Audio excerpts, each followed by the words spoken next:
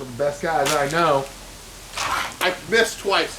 Those were warm-up swings. Short. Those were warm-up swings. Video? I mean, how embarrassing. Here we go. Traditional sense. I missed. What?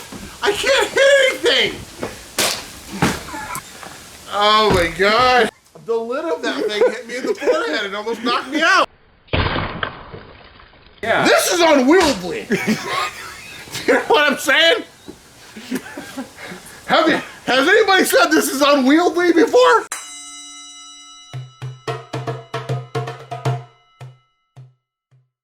Welcome everyone to Unsheathed Sword Reviews. I'm Vic.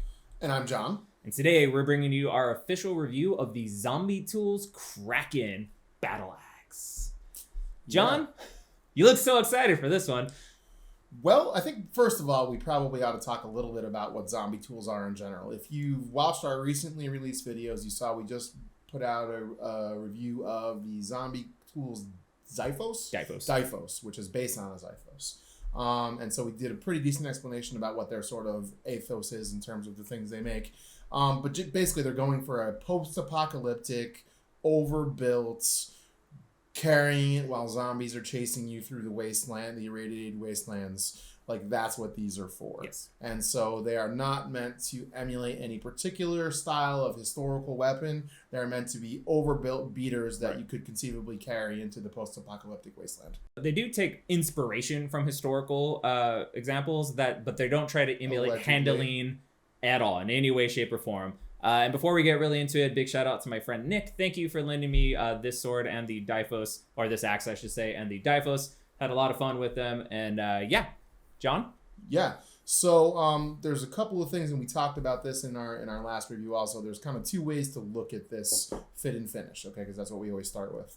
The fit of this axe is quite good.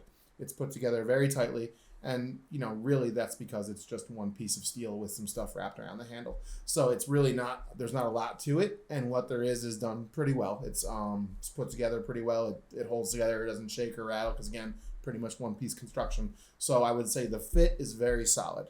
The finish now and the sort of the aesthetic decisions they make therein is where you sort of have to figure out if it's your thing or not. Right. For me, it's not my thing. I don't love the post-apocalyptic look. I'd much rather have an actual, like, historically based axe. But I do think they do a good job of going for that look and nailing it. What do you think, Vic? I agree with everything you just said. Zombie Tools does a thing, and if you like their thing, you're gonna like this. Agreed. That said, though, you can tell by like looking on the wall behind me, if you've never seen our channel before, we collect recreations, sometimes one-for-one examples of historical pieces. This is not that, although it is clearly inspired by like bearded axes of the Viking age. It is nowhere built the same as those axes, and they have the Zombie Tools aesthetic, which again, if you like it, you like it. If you don't, you don't. Not my taste, but as John said, done very well. Very well. And I'll actually say, the finish on the blade itself, I like this better than the Diphos we just reviewed. It's less, it's a little cleaner looking. You know what I mean? It's a different sort of. It's the same. I think the same sort of plastic material, whatever that coating is. Mm-hmm. But the pattern on this, I think, is a bit more attractive. Yes, I tend to agree with you. Still not my thing, but it looks a little bit more attractive. Sure. I can go. It almost looks like it's like dried blood on it, like zombie dried blood or something. And again, I can get behind that. Like, that's what they're going for. And you're right, it is one giant piece of metal. If you guys don't know historical axes, just the head was actually a piece of sharpened metal, and they usually had wooden halves. This is one giant piece of metal, and that means it's going to handle a certain way, isn't it, John? Yes, and you know, through the magic of editing, what I'm going to do right now is show you an actual Danish axe from Arms and Armor, so you can contrast the way that they're put together. So, as you can see, it's happy to speak to you, being present. So this is what a Danish axe that would be carried by a huskarl, say around the Battle of, Hastings, for example, would have looked like. Okay, so you can notice it's markedly longer. It has a metal head and a wooden haft, and this is a 54-inch handle, I believe, 54, 58 inches, something like that. And this axe weighs less than this axe does at an overall length of 27 inches. Yes. Actually, we'll just make this disappear now. The reason that Victor and I both like historically based weapons is because historically based weapons are based on trial and error and evolution and what works. An axe like this that you're going to see in some of our cutting videos is unbelievably fast, unbelievably agile, and like actually designed as a weapon of war.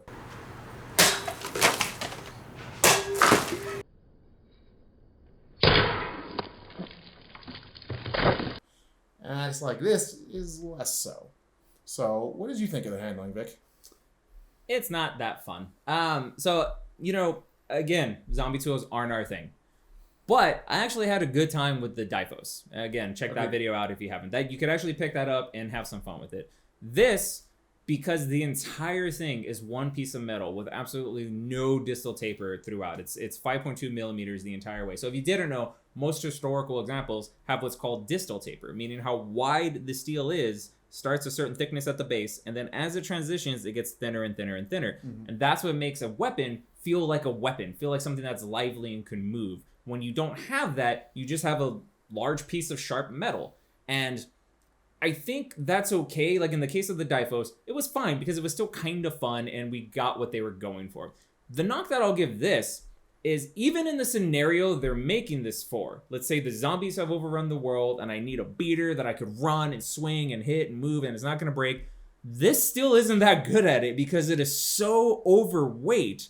This thing is 4 pounds and it's the size of what should be a single-handed axe, but you can't handle this with one. You put 2 hands on it and now you can swing it, but your reach is radically impaired. As you saw, a real 2-handed axe should be way larger than this, or way longer. Yep. And so, also, the bearded style of the axe doesn't allow you to have any kind of range whatsoever. And because it's really, really straight, as you saw, most axes have a curve to them for a reason, so they can cut and slice into objects. This having such a flat edge, it just like hits.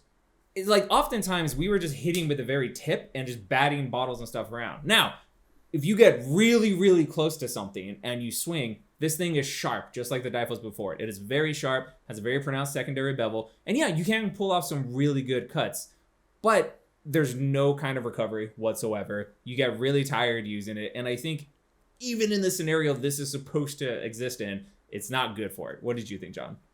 I don't use the word hate often for sharp things. For people, but not for sharp things. Right. I usually for not sharp people, strangely enough.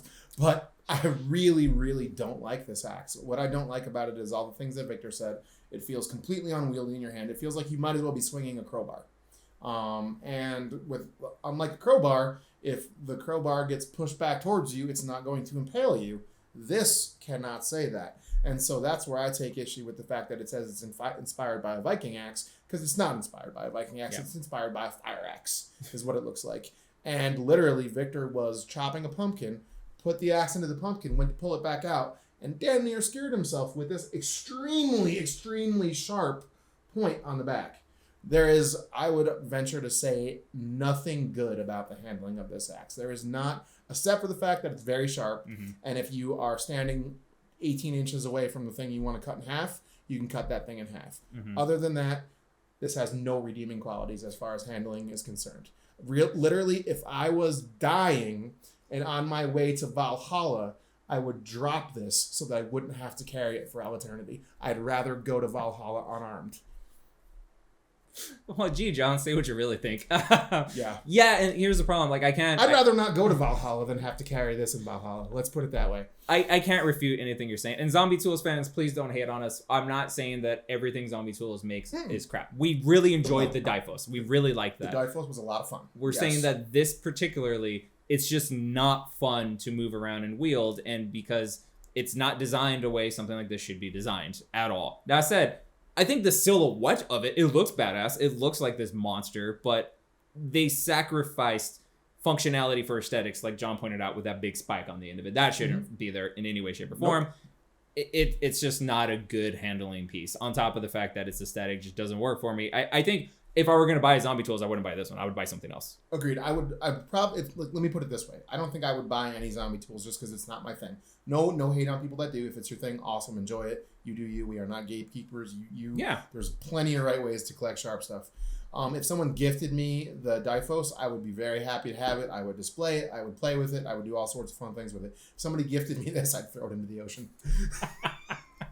You'd have to be 6 inches from the ocean because you're not getting very You're not throwing it very far, and you'd probably cut yourself as you brought it back to throw it. But yeah, no, I don't. I have nothing good to say about the handling of this at all. Sorry, Nick. Love you, buddy, but no. And again, I get the overbuilt thing that they go for, but this so completely sacrifices any kind of handling to be ridiculously overbuilt. it's not fun. And if something's not fun and thus not usable in the circumstance that this is made to be used in, then I don't know what the point of it is. Exactly. So that said, though, this costs $479 US. John? Think about that for a minute. So yeah, you should get one. It's totally worth it. Thanks for watching. No? Yeah. Yeah, No, totally, no, yeah. no. Pick one up. Yeah. No, it's absolutely no. It is not worth $479. It's not worth $279. It's not worth $179. And you should not buy it by any stretch of the imagination for any reason whatsoever. So normally, again, with the Diphos, I said in that video, if you haven't watched it, that while I personally wouldn't spend that money on it, I think if zombie tools are your thing, you would be very happy with it. Agreed.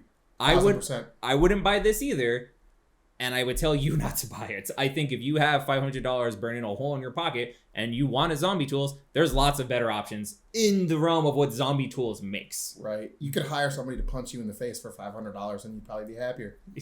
I mean, you might be into that. Hey, we don't kink shame here on Ishy Sword Reviews. So this is probably the first item I kind of resoundingly am like, no, don't buy it. Again, sorry, Nick. I know you love it, and that's great. And if you like this a lot, no shame on you, man. Spend your money the way you want to spend it. That's totally fine. Me personally, this doesn't work for me at all. So yeah, and you really have to. The reason that I'm a little over the top with my vituperation as I heap it upon this thing, and if it didn't have this on the back, okay, and it was just an unwieldy, silly, ill-designed axe, I'd say, you know what?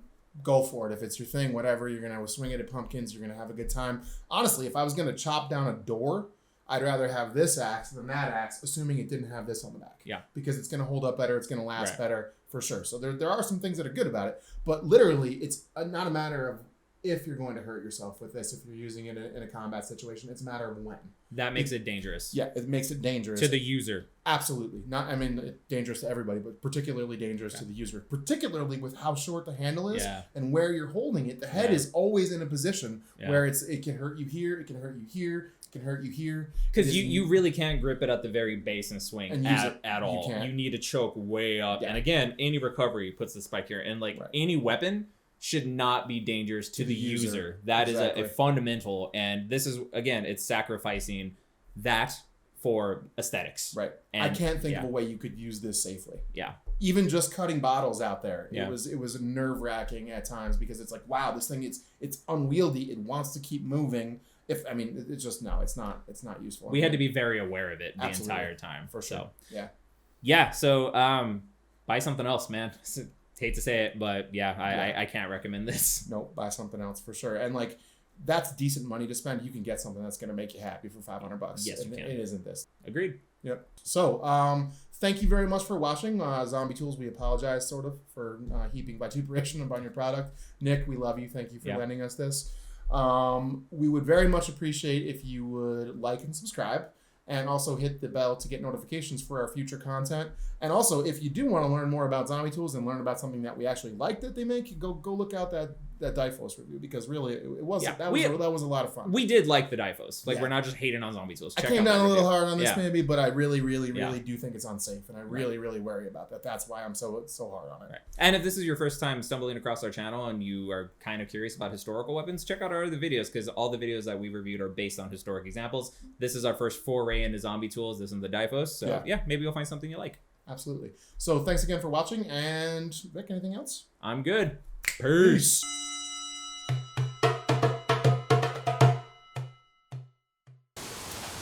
I missed it again. God damn it. There you go. Shit. Shit's what I'm saying. Oh my God. This is... What in the world is going on here?